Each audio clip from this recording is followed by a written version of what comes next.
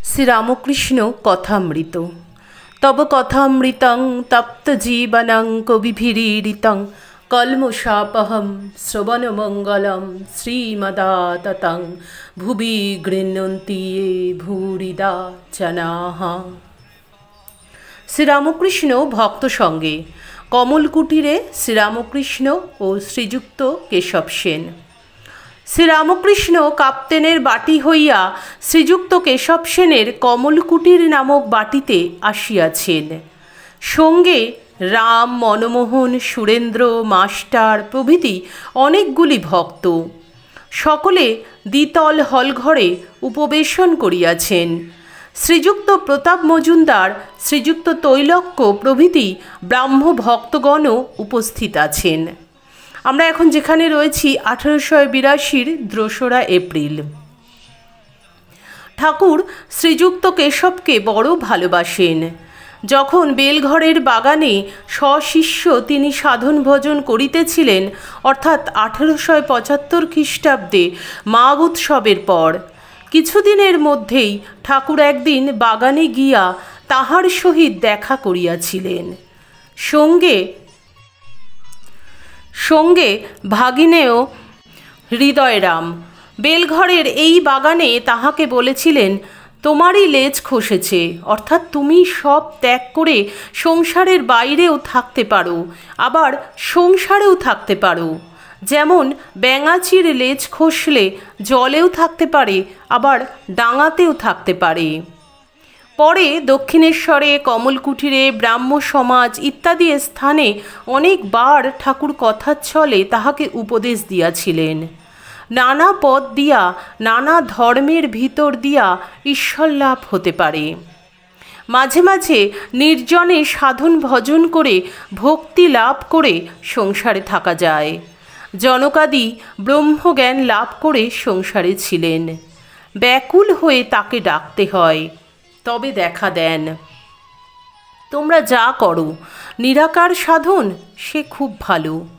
ব্রহ্মজ্ঞান হলে ঠিক বোধ করবে ঈশ্বর সত্য আর সব অনিত্য। ব্রহ্ম সত্য, জগৎ মিথ্যা। সনাতন হিন্দু ধর্মে সাকার নিরাকার দুই মানে। নানাভাবে ঈশ্বরের পূজা করে। শান্ত, দাস্য, সখ্য, বাৎসল্য, মধুর। রোশন চৌকিওয়ালারা একজন শুধু পোঁ ধরে বাজায়, অথচ তার বাঁশির 7 ফোঁকর আছে। কিন্তু আর একজন, তারও 7 ফোঁকর আছে, সে নানা রাগ রাগিনী বাজায়। ঠাকুর বলছেন, তোমরা সাকার মানো না, তাতে কিছু ক্ষতি নাই, নিরাকারে নিষ্ঠা থাকলেই হলো।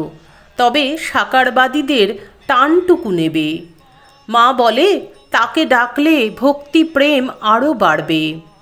কখন দাস্য, কখন সখ্য, কখন বাৎসল্য, কখন মধুর ভাব।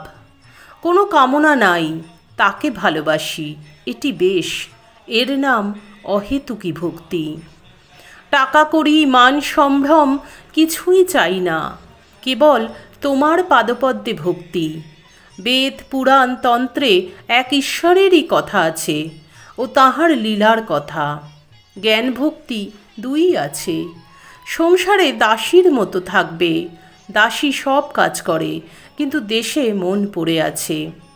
মনিবের ছেলেদের মানুষ করে, বলে আমার হরি, আমার রাম, কিন্তু জানে ছেলে আমার নয়। তোমরা যে নির্জনে সাধন করছো, এ খুব ভালো, তাঁর কৃপা হবে। জনক রাজা নির্জনে কত সাধন করেছিলেন। সাধন করলে তবে তো সংসারে নির্লিপ্ত হওয়া যায়। তোমরা বক্তৃতা দাও সকলের উপকারের জন্য, কিন্তু ঈশ্বর লাভ করে, ঈশ্বর দর্শন করে বক্তৃতা দিলে উপকার হয়। তার আদেশ না পেয়ে লোকশিক্ষা দিলে উপকার হয় না। ঈশ্বর লাভ না করলে তার আদেশ পাওয়া যায় না। ঈশ্বর লাভ যে হয়েছে তার লক্ষণ আছে। বালকবধ, জড়বধ, উন্মাদবধ, পিশাচবধ হয়ে যায়। যেমন সুখদেবাদি চৈতন্যদেবের কখন বালকবধ, কখন উন্মাদের ন্যায় নৃত্য করিতেন। হাসে, কাঁদে, নাচে, গায়। পুরীধামে যখন ছিলেন তখন অনেক সময় জড় সমাধিতে থাকতেন।